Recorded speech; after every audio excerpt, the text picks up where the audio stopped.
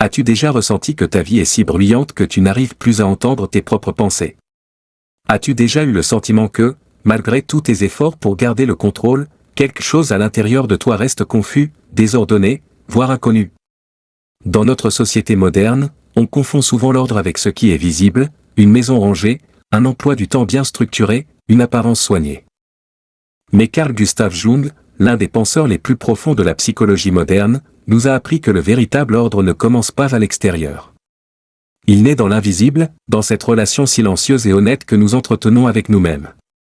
C'est là, dans ce monde intérieur, que l'on peut commencer à réorganiser sa vie, non pas par obligation, mais par vérité. Car mettre de l'ordre dans sa vie, ce n'est pas un acte spectaculaire. Ce n'est pas cocher des cases sur une liste de tâches. C'est retrouver un rythme intérieur, une cohérence entre ce que l'on ressent et ce que l'on vit. C'est s'accueillir tel que l'on est, avec nos contradictions, nos blessures, nos zones d'ombre, et ne plus les fuir. Ce que Jung appelait l'individuation, ce n'est pas devenir une meilleure version de soi-même. C'est devenir soi, simplement. Se réconcilier avec les parties oubliées, refoulées ou inexplorées de notre psyché. Ce processus ne demande pas que l'on soit parfait. Il exige seulement que l'on soit présent, honnête et courageux. Peut-être as-tu déjà tenté de changer, de te transformer, de te discipliner. Tu as peut-être suivi des méthodes, des routines, des conseils. Et pourtant, au fond, tu sens qu'il manque quelque chose. Une forme de paix, une stabilité qui ne dépend pas des circonstances. C'est parce que le changement véritable ne vient pas de l'extérieur. Il naît d'un mouvement intérieur. Ce n'est pas une réaction à ce que tu n'aimes pas chez toi. C'est un retour vers ce que tu es vraiment, au-delà des rôles, des attentes et des peurs. Le désordre que tu vois autour de toi, dans ton quotidien, dans tes relations, dans tes pensées, il est souvent le reflet de ce que tu n'as pas encore regardé en toi. Jung disait que ce que nous ne rendons pas conscient finit par diriger notre vie, et nous appelons cela le destin. Cela signifie que tout ce que tu évites, tout ce que tu refuses de voir en toi, finit par se manifester à l'extérieur. Le chaos n'est pas le fruit du hasard. C'est un message.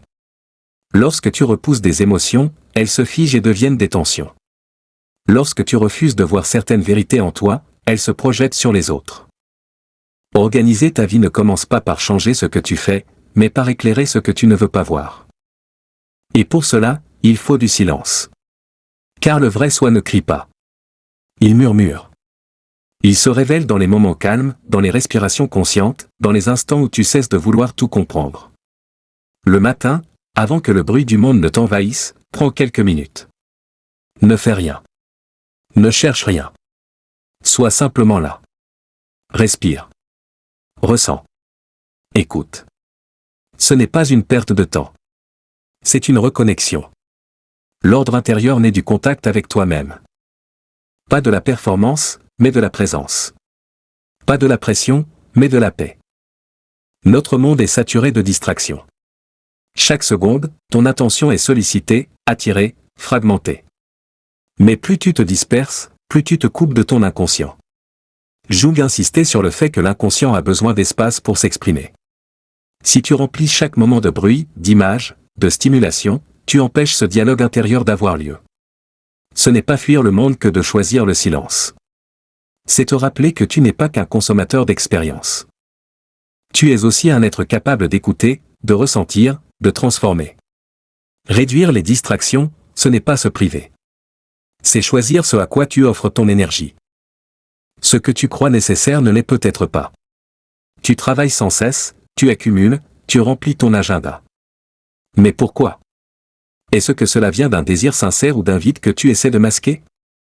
Jung nous rappelle que nous projetons souvent notre ombre sur nos comportements quotidiens. Ce besoin de toujours faire plus, de posséder, de contrôler, peut cacher un malaise plus profond. D'où l'importance de faire le tri. Pas seulement dans tes objets, mais aussi dans tes pensées, tes engagements, tes relations. Éliminer ce qui est superflu, ce n'est pas une tendance minimaliste. C'est un acte de libération intérieure. Chaque chose inutile que tu laisses partir te rend un peu plus d'espace mental, émotionnel, spirituel. Apprendre à poser des limites est essentiel. Contrairement à ce que l'on croit, l'ego n'est pas un ennemi. Il est une structure nécessaire, tant qu'il reste aligné avec le soi profond. Un ego mature sait dire non. Il protège sans attaquer. Il affirme sans écraser. Mettre des limites, ce n'est pas rejeter l'autre. C'est honorer qui tu es. C'est refuser de te trahir pour être aimé. C'est choisir la cohérence plutôt que le compromis. Un ego équilibré n'a pas besoin de dominer. Il cherche l'harmonie entre ton monde intérieur et ton comportement extérieur. La paix n'est pas l'absence de conflit. C'est la présence d'une unité intérieure. Tant que tu rejettes certaines parties de toi, tu restes divisé. Mais lorsque tu acceptes ton ombre, que tu l'intègres, que tu lui donnes une place dans ta conscience, tu cesses de lutter contre toi-même. Ce n'est pas confortable. C'est souvent douloureux. Mais c'est là que naît la transformation. Non pas un changement de façade, mais une alchimie profonde. Une paix enracinée, authentique, silencieuse. Celle qui émerge lorsque tu ne te caches plus. Ton attention est sacrée. Ce sur quoi tu la poses devient ta réalité. Si tu laisses les autres, les écrans, les obligations la diriger, tu abandonnes ton pouvoir. Jung voyait l'attention comme un outil spirituel.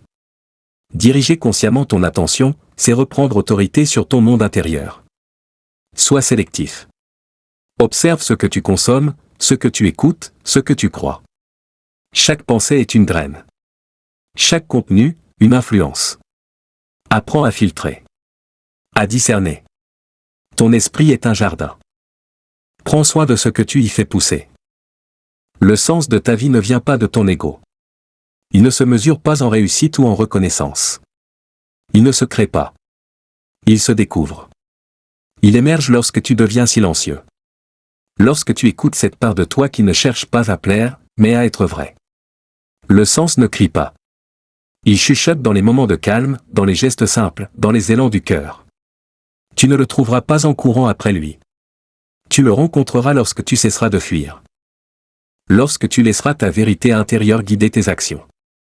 Le sens donne de la cohérence à ta vie. Il transforme tes choix en expression de ton être. La transformation véritable n'est pas spectaculaire. Elle ne se fait pas dans l'urgence, ni dans la lumière des projecteurs. Elle se tisse dans les détails. Dans tes habitudes, dans tes pensées quotidiennes, dans tes choix silencieux. Jung parlait d'alchimie intérieure. C'est une lente purification, une transmutation de l'ombre en lumière. Chaque geste conscient, chaque mot vrai, chaque instant de présence est un acte alchimique. Ce n'est pas la quantité de tes actions qui compte, mais leur qualité. Leur profondeur. Leur sincérité. Ainsi se crée un ordre nouveau. Pas imposé de l'extérieur. Mais né d'un feu intérieur. Réorganiser ta vie en silence, ce n'est pas adopter une technique. C'est incarner une manière d'être. C'est faire de chaque jour un espace sacré. C'est ne plus chercher à te conformer, mais à te révéler. C'est apprendre à vivre avec attention, avec courage, avec amour. Jung nous rappelle que le changement ne commence pas autour de nous. Il commence en nous. Alors demande-toi aujourd'hui, quel petit pas silencieux puis-je faire pour ramener de l'ordre dans mon monde intérieur? Quel rituel, quelle parole, quel choix peux-tu honorer aujourd'hui pour avancer vers toi-même? Si ce message a résonné en toi, partage-le avec quelqu'un qui pourrait en avoir besoin. Abonne-toi à Mental Dose pour continuer ce voyage vers la clarté intérieure et la vérité vivante. Et dans les commentaires, dis-nous, quel engagement prends-tu aujourd'hui pour nourrir ton processus de transformation intérieure?